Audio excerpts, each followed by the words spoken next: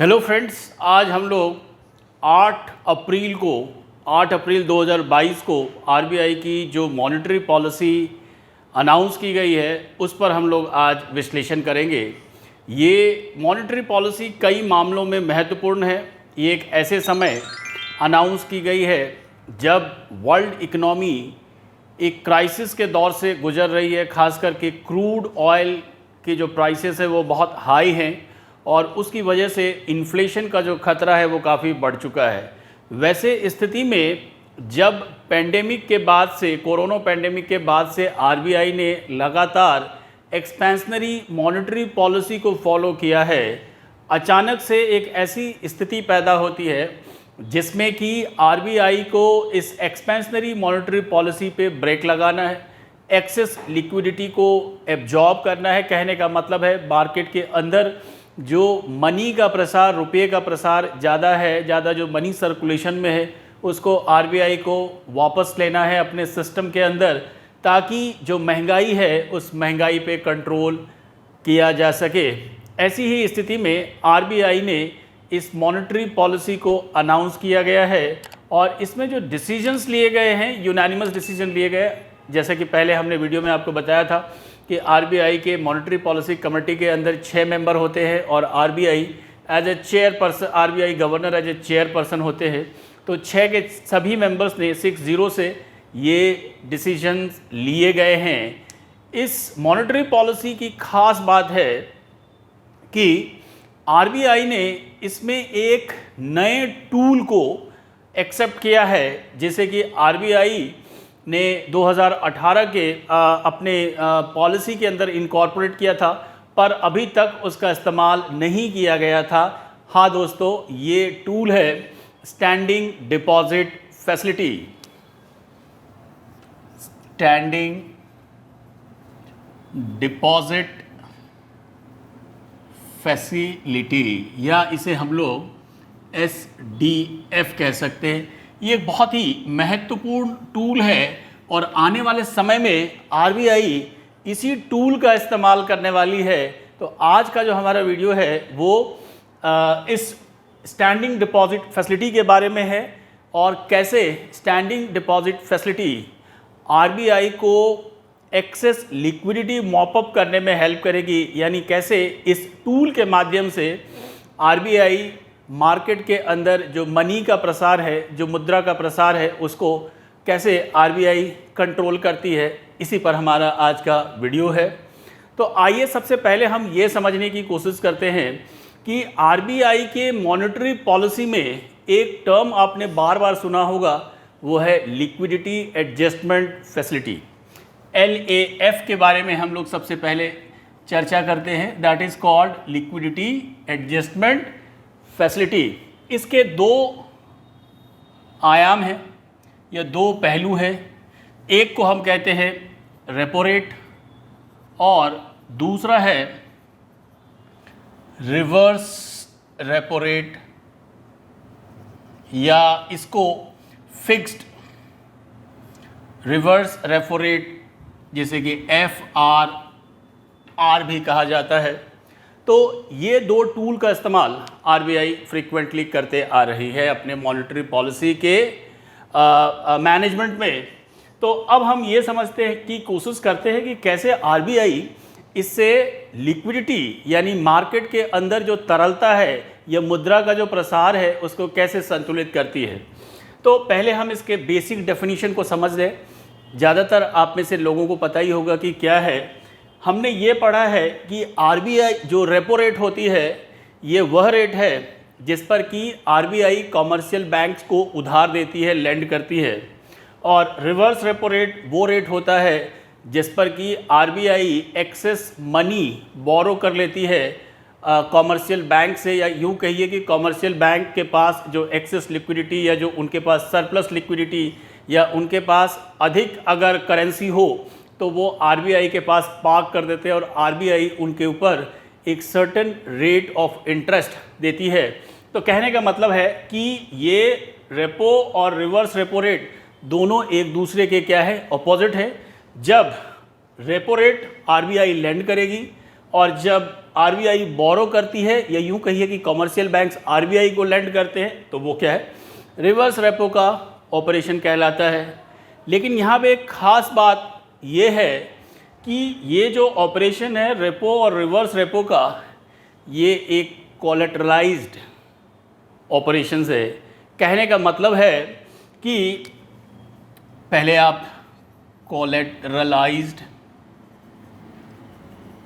Operations का मतलब क्या है ये समझिए, यानी यहाँ पे जो ट्रांजैक्शंस होंगे उसके लिए सिक्योरिटी होना ज़रूरी है। कहने का मतलब है कि रेपो रेट जो भी निर्धारित किया गया होगा उस पर कॉमर्शियल बैंक असल में क्या करते हैं, आरबीआई को वो सेल कर देते हैं विथ एन एग्रीमेंट कि जो निर्धारित रेट है, जैसे अभी 4% है तो 4% के ऊपर वो फिर से आरबीआई से खरीद लेंगे।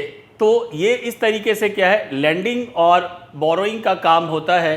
कोलेटराइज कहने का मतलब है कि आरबीआई अगर बैंकों को रेपो रेट के थ्रू लोन देते हैं, शॉर्ट टर्म लेंडिंग करते हैं, तो वैसे में बैंकों को क्या करना होता है, अपनी जो गवर्नमेंट सिक्योरिटीज़ है वो आरबीआई को देनी होती है। उसी तरीके से जब आरबीआई बोरो करती है कमर्शियल बैंक से, तो वैसे में आरबीआई भी बैंकों को कोलेटरल देती है, यानी गवर्नमेंट सिक्योरिटीज़ ऑफर करती है। तो इस तरीके से ये क्या है, ट्रांजैक्शन एग्जीक्यूट होता है। तो ये आपने समझा कि ये क्या है, एक कोलेटरलाइज्ड ऑपरेशंस हैं।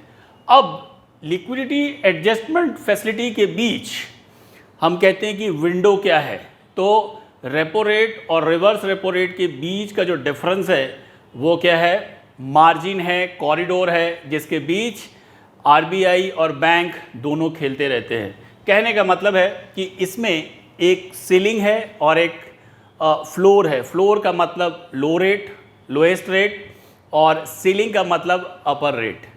इतना समझने के बाद अब हम लोग ये समझने की कोशिश करते हैं कि एसडीएफ कैसे डिफरेंट है रिवर्स रेपो रेट। जैसे कि नाम से आपको पता चलता है कि ये क्या है, स्टैंडिंग डिपॉजिट फैसिलिटी है। स्टैंडिंग डिपॉजिट फैसिलिटी का मतलब आरबीआई के पास बैंक्स अपने एक्सेस लिक्विडिटी को पार्क कर सकते हैं, और इसका मतलब ये है कि जो काम पहले फिक्स्ड रिवर्स रेपो रेट का था, एफआरआर का था, वही काम अभी स्टैंडिंग डिपॉजिट फैसिलिटी से होगा। कहने का मतलब है कि अब प्राइमरी डीलर्स और कमर्शियल बैंक्स अपने एक्सेस लिक्विडिटी को आरबीआई के पास पार्क कर सकते हैं। किस रेट पे, एसडीएफ रेट पे। तो दोस्तों इस बार जो रेट अनाउंस किया गया है वो है 3.75%, जबकि एफआरआर ये 3.35% है। तो वैसे में जो दोनों के बीच का डिफरेंस है वो 40 बेसिस पॉइंट है, यानी 0.4 का है। तो नेचुरली बैंकों को अगर पैसे पार्क करने हैं आरबीआई के पास, तो निश्चित तौर पर बैंक किसका सहारा लेगी, अब स्टैंडिंग डिपॉजिट फैसिलिटी का सहारा लेगी। ये आपने समझ लिया। लेकिन इसमें एक और चीज़ ध्यान देने की बात है कि आरबीआई के पॉइंट ऑफ व्यू से क्यों ये सुविधाजनक है। वो इसलिए कि हमने पहले भी डिस्कस किया था कि फिक्स्ड रिवर्स रेपो रेट का जो ट्रांजैक्शन है या जो ऑपरेशनलाइजेशन होता है वो सिक्योरिटी के अगेंस्ट होता है। यहाँ पे कोई सिक्योरिटी आरबीआई ऑफर नहीं कर रही है बैंकों को, यानी बैंक बगैर किसी कोलेटरल के आरबीआई को ये अमाउंट ऑफर करेंगे 3.75% के रेट पर। चूँकि ये एफआरआर से ज़्यादा है तो निश्चित तौर पर बैंकों को ज़्यादा कमाई होगी, ज़्यादा रेट ऑफ इंटरेस्ट मिलने वाला है, इसलिए बैंक क्या करेंगे, आरबीआई के पास इसी रेट से अपने एक्सेस लिक्विडिटी को पार्क करेंगे। ये आपको क्लियर हो गया। बट यहाँ पे आरबीआई को कोई कोलेटरल ऑफर नहीं करनी पड़ेगी बैंकों को, और इसलिए आरबीआई आसानी से बैंकों से लिक्विडिटी मॉप अप कर सकता है, यानी एक्सेस लिक्विडिटी को एब्जॉर्ब कर सकता है। ये आपने समझ लिया। अब आइए, आरबीआई इससे क्या हासिल करना चाहती है। आरबीआई का ऑब्जेक्टिव है कि आने वाले समय में फिक्स्ड रिवर्स रेपो रेट को वो पूरी तरीके से ख़त्म कर दे। हालांकि इसे आरबीआई ने अभी ख़त्म नहीं किया है, लेकिन चूंकि इससे बेहतर ऑफ़र यहाँ पे मिल रहा है, इसलिए नेचुरली बैंक इसको ऑफ़र करेंगे। किसको? एसडीएफ फैसिलिटी को। अब यहाँ पे कहा गया कि जो नया लिक्विडिटी एडजस्टमेंट फैसिलिटी है उसमें जो फ्लोर और सीलिंग है वो बदल जाएगा। कहने का मतलब है कि अब जो ये फ्लोर प्राइस है, यानी जो लोएस्ट मार्जिन था, अब इसकी जगह पे स्टैंडिंग डिपॉजिट फैसिलिटी ले लेगा, जो कि कितना पे है? 3.75%। ठीक है। और एक और टर्म आता है जिसे कि हम लोग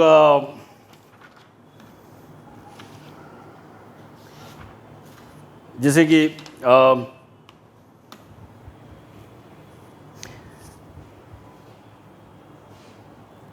मार्जिनल स्टैंडिंग फैसिलिटी कहा जाता है। ठीक है। एक और टर्म है जिसका नाम है मार्जिनल स्टैंडिंग फैसिलिटी, MSF। इसके बारे में भी हम लोग चर्चा करते हैं। मार्जिनल स्टैंडिंग फैसिलिटी क्या होता है? ये एक ऐसा मैकेनिज़्म है जिसके तहत बैंक्स आरबीआई से इमीडिएट फंड रिक्वायरमेंट होने पे ओवरनाइट बोरोइंग करेंगे। Marginal standing facility. तो मार्जिनल स्टैंडिंग फैसिलिटी क्या है? अभी 4.25% है। तो कहने का मतलब है कि जो नया लिक्विडिटी एडजस्टमेंट विंडो दिया गया है उसका जो अपर या जो सीलिंग है वो अब 4.25% है, और उसका जो बॉटम है यानी जो फ्लोर प्राइस है वो SDF होगा। और इसके साथ ही आरबीआई ने जो की पॉलिसी रेट है रेपो, उसको अनचेंज रखा है। रेपो कितने पे होगा? 4% पे। और इस तरीके से देखा जाए तो रेपो से ये 0.25% ज़्यादा है, और ये भी रेपो से सिर्फ 2.5% ही कम है। और इस तरीके से आरबीआई ने अपने पॉलिसी में ये कहा है कि हमने प्री पैंडेमिक लेवल पे जो लिक्विडिटी एडजस्टमेंट फैसिलिटी का 0.5% का जो विंडो था उसको अचीव कर लिया है। और ये विंडो सिमेट्रिक है, यानी ये दोनों ही क्या है? 0.25% के डिफरेंस पे हैं। तो इस तरीके से आरबीआई ने एक नया मैकेनिज़्म डेवलप किया है जिसके तहत अब आरबीआई मार्जिनल स्टैंडिंग फैसिलिटी का इस्तेमाल सीलिंग के तौर पर करेगी, सीलिंग रेट के तौर पर करेगी, यानी ये एक्सेस मैक्सिमम ये क्या है? रेट है। और जो लोएस्ट रेट है जिसको उन्होंने फ्लोर कहा है, अब वो SDF हो जाएगा 3.5%। तो ये दो चीज़ें हमने सीख ली। अब हम लोग बात करते हैं कि कैसे आरबीआई इन्फ्लेशन को कंट्रोल करने के लिए इसका इस्तेमाल अभी कर रही है। राइट। तो हमने पहले आपसे कहा कि प्री पेंडेमिक लेवल, यानी जब कोरोना की शुरुआत हुई तो इकोनॉमी में डिमांड एकदम से कम हो गए, तो उसको डिमांड को बूस्ट करने के लिए आरबीआई ने एक्सपेंशनरी मॉनेटरी पॉलिसी का हेल्प लिया, और उसके लिए आरबीआई ने रेपो रेट कम किए, रिवर्स रेपो रेट कम किए, और इस तरीके से इकोनॉमी के अंदर मनी सप्लाई बढ़ने लगा। लेकिन recently oil prices, crude oil price के बढ़ने की वजह से जो इन्फ्लेशन नोटिस किया जा रहा है, उसकी वजह से आरबीआई के सामने ये कंपल्सन था, ये आरबीआई के सामने एक पॉलिसी कंपल्सन था कि वो किसी तरीके से मार्केट के अंदर पिछले 2 सालों से जो एक्सेस लिक्विडिटी को पुश किया गया है उसको वो मॉपअप करे, यानी वापस सिस्टम के अंदर लेके आए, आरबीआई वापस ले ले मार्केट से, ताकि मनी सप्लाई कम हो जाए, और उसके लिए आरबीआई ने एसडीएफ का इस्तेमाल किया है। अब आप ये देख रहे हैं कि ये क्या है, एक आसान विंडो है जहाँ से कि आरबीआई ईजिली क्या कर सकती है, मनी बोरो कर सकती है, किससे, कॉमर्शियल बैंक से। और इससे आरबीआई का अंदाज़ा है कि जो इकोनॉमी के अंदर एक्सेस मनी सप्लाई है वो है 8.5 लाख करोड़। 8.5 लाख करोड़ का जो एक्सेस मनी सप्लाई है उसको कहा इन्होंने ओवर हैंगिंग लिक्विडिटी, उसको ये कंटेन करने में सफल हो पाएंगे। आरबीआई के पास दूसरा भी ऑप्शन था कि वो रेपो रेट को भी बढ़ा सकते थे, लेकिन उन्होंने रेपो रेट को नहीं बढ़ाया क्योंकि जो जेन्युइन बोरोवर है वो इंटरेस्ट यानी जो बोरोइंग कॉस्ट को नहीं बढ़ाना चाहते हैं, यानी लोन को अभी महंगा नहीं करना चाहते हैं, ताकि कॉरपोरेट अभी भी लोन बोरो कर सके बैंक से, और इकनॉमी में जो ग्रोथ के रिक्वायरमेंट हैं उसको वो फुलफ़िल कर सके। लेकिन इसके साथ ही आरबीआई ने अपने पॉलिसी में ये भी कहा कि अब जो आरबीआई की पॉलिसी का टारगेट है वो ग्रोथ की बजाय इन्फ्लेशन को कंट्रोल करने पे ज़्यादा होगा। हो सकता है कि 2 महीने बाद जो आरबीआई की पॉलिसी हो उसमें जो रेपो रेट है वो शायद बढ़ जाए।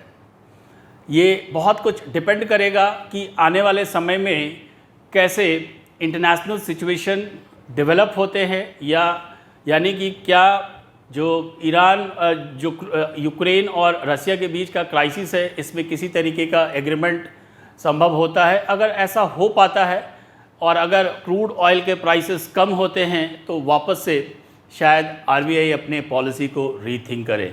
मैं समझता हूँ आपको ये वीडियो पसंद आया होगा। अगर आपको कोई कन्फ्यूज़न हो तो आप प्लीज़ कमेंट सेक्शन में लिखिएगा, मैं 100% उसको रिप्लाई करूँगा।